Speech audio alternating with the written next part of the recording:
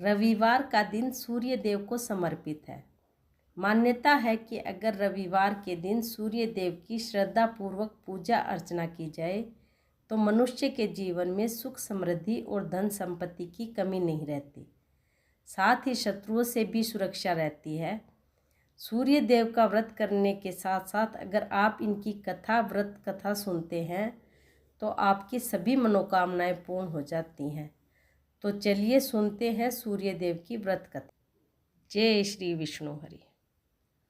रविवार व्रत की पौराणिक कथा के अनुसार प्राचीन काल में एक बुढ़िया रहती थी। वह नियमित रूप से रविवार का व्रत करती थी।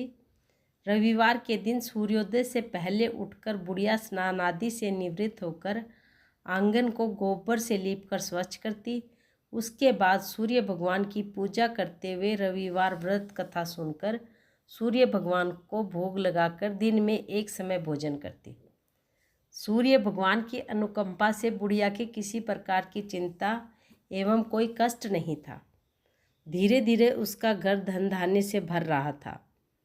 उस बुढ़िया को सुखी होते देख उसकी पड़ोसन उससे जलने लगी। बुढ़िया ने कोई गाय नहीं पाल रखी थी, अतः वह अपनी पड़ोसन के घर में आंगन में बंधी गाय का गोबर लाती थी। पड़ोसन ने कुछ सोचकर अपनी गाय को घर के अंदर बांध दिया। रविवार को गोबर ना मिलने से बुढ़िया अपना आंगन नहीं लीप सकी। आंगन ना लीप पाने के कारण उस बुढ़िया ने सूर्य भगवान को भोग नहीं लगाया और उस दिन स्वयं भी भोजन नहीं किया। सूर्यास्त होने पर बुढ़िया भूखी प्यासी सो गई। प्रातःकाल सूर्योदय से पूर्व उस बुढ़िया की आंख खुली तो वह अपने घर के आंगन में सुंदर गाय और बछड़े को देखकर हैरान हो गई। गाय को आंगन में बांधकर उसने जल्दी से उसे चारा खिलाया। पड़ोसन ने उस बुढ़िया के आंगन में बंधी सुंदर गाय और बछड़े को देखा तो वह उससे और अधिक जलने लगी। तभी गाय ने सोने का गोबर किया। गोबर को देखते ही पड़ोसन की आंखें फटी की फटी रह गई। पड़ोसन ने उस बुढ़िया को आसपास ना पाकर तुरंत उस गोबर को उठाया और अपने घर ले गई और अपनी गाय का गोबर वहाँ रखाई। सोने के गोबर से पड़ोसन कुछ ही दिनों में धनवान हो गई। गाय प्रतिदिन सूर्योदय से पूर्व सोने का गोबर किया करती थी और बुढ़िया के उठने से पहले पड़ोसन उस गोबर को उठा ले जाती और अपनी गाय का गोबर उसकी जगह रख जाती। बुढ़िया को अभी तक इस बात का पता ही नहीं था कि उसकी गाय सोने का गोबर करती है। बुढ़िया पहले की तरह हर रविवार को भगवान सूर्यदेव का व्रत करती और कथा सुनती और मस्त रहती। लेकिन सूर्य भगवान को जब पड़ोसन की चालाकी का पता चला तो एक दिन उन्होंने तेज आंधी चलाई। आंधी का प्रकोप देखकर बुढ़िया ने गाय को घर के भीतर बांध दिया। सुबह उठकर बुढ़िया ने सोने का गोबर देखा तो उसे बहुत आश्चर्य हुआ। उस दिन के बाद बुढ़िया गाय को घर के अंदर ही बांधने लगी। सोने के गोबर से बुढ़िया कुछ दिनों में बहुत धनी हो गई। उस बुढ़िया के धनी होने से पड़ोसन बुरी तरह जल भुनकर राख हो गई और उसने अपने पति को समझा बुझाकर उस नगर के राजा के पास भेज दिया। उसने अपने पति से राजा को कहलवा दिया कि बुढ़िया के पास एक गाय है जो कि बहुत सुंदर है और जो कि सोने का गोबर करती है। राजा ने वह गाय अपने यहाँ मंगवा ली। सुंदर गाय को देखकर राजा बहुत खुश हुआ। सुबह जब राजा ने सोने का गोबर देखा तो उसके आश्चर्य का ठिकाना ना रहा।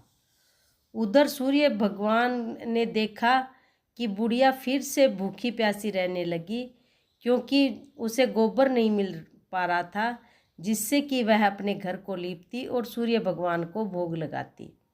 सूर्य भगवान को बूढ़ी प्यासी बुढ़िया को इस तरह प्रार्थना करते देख उस पर बहुत करुणा आई। उसी रात सूर्य भगवान ने राजा को स्वप्न में कहा कि राजन, बुढ़िया की गाय व बछड़ा तुरंत लौटा दो, नहीं तो तुम पर विपत्तियों का पहाड़ टूट जाएगा, तुम्हारा महल नष्ट हो जाएगा। सूर्य भगवान के स्वप्न से बुरी तरह भयभीत राजा ने प्रातः उठते ही गाय और बछड़ा बुढ़िया को लौटा दिया और साथ में राजा ने बहुत सा धन देकर बुढ़िया से अपनी गलती के लिए क्षमा मांगी। राजा ने पड़ोसन और उसके पति को इस चुगल चाटी के लिए उनकी दुष्टता के लिए दंड दिया। फिर राजा ने पूरे राज्य में घोषणा कराई कि सभी स्त्री पुरुष रविवार का व्रत किया करें। रविवार का व्रत करने से सभी लोगों के घर धन धान्य से भर गए और राजा के राज में चारों ओर खुशहाली खुशहाली छा गई। सभी उस बुढ़िया की बड़ी कद्र करने लगे। गांव के नगर के हर स्त्री पुरुष सुखी जीवन यापन करने लगे तथा सभी लोगों के शारीरिक कष्ट भी दूर हो गए। जय श्री सूर्यदेव। गणेश जी की कथा। एक बार भगवान गणेश बाल रूप में चुटकी भर चावल और चम्मच में दूध लेकर पृथ्वीलोक में निकले। वे सबको अपनी खीर बनाने को कहते जा रहे थे, पर सबने उनकी बात को अनदेखा किया कि चुटकी भर चावल और एक चम्मच दूध से क्या होगा।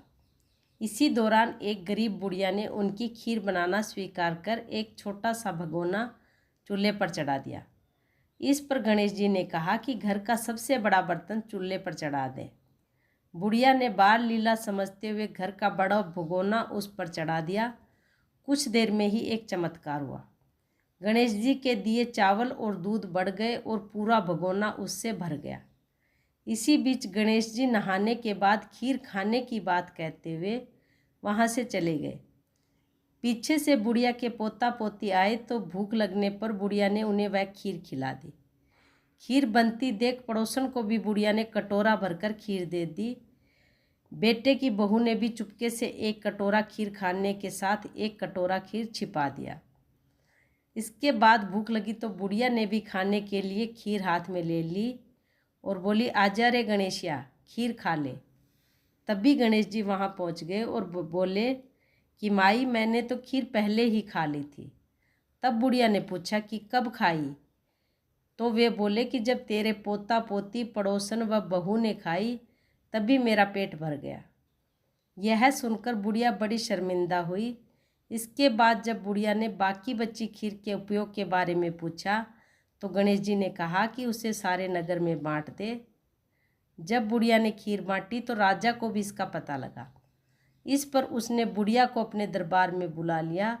सारा माजरा जानकर उसने बुढ़िया का खीर का भगोना अपने पास मंगा लिया। पर राजा के महल में जैसे ही वह भगोना पहुंचा तो उसमें खीर की जगह कीड़े मकोड़े व जहरीले जानवर गिर गए। यह देख राजा ने वह बर्तन वापस बुढ़िया को दे दिया, जो उसके घर ले जाते ही वापस पहले जैसा खीर का भर गया। इसके बाद बुढ़िया ने फिर गणेश जी से बची हुई खीर के उपयोग के बारे में पूछा तो गणेश जी ने कहा कि उसे झोपड़े के एक कोने में गाड़ दे। ऐसा कहकर बुढ़िया रात को सो गई। ऐसा करके बुढ़िया रात को सो गई और गणेश जी को उसकी झोपड़ी को लात मारते हुए अंतर्ध्यान हो गए। अगले दिन जब बुढ़िया उठी तो उससे अपनी झोपड़ी महल में बदली हुई और खीर के बर्तन सोने जवाहरात से भरे मिले। गणेश जी की कृपा जानकर बुढ़िया बहुत प्रसन्न हुई। हे गणेश जी महाराज, आपने जैसा फल बुढ़िया को दिया वैसा फल आप सबको देना।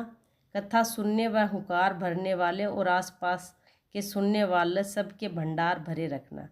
जय श्री गणेश।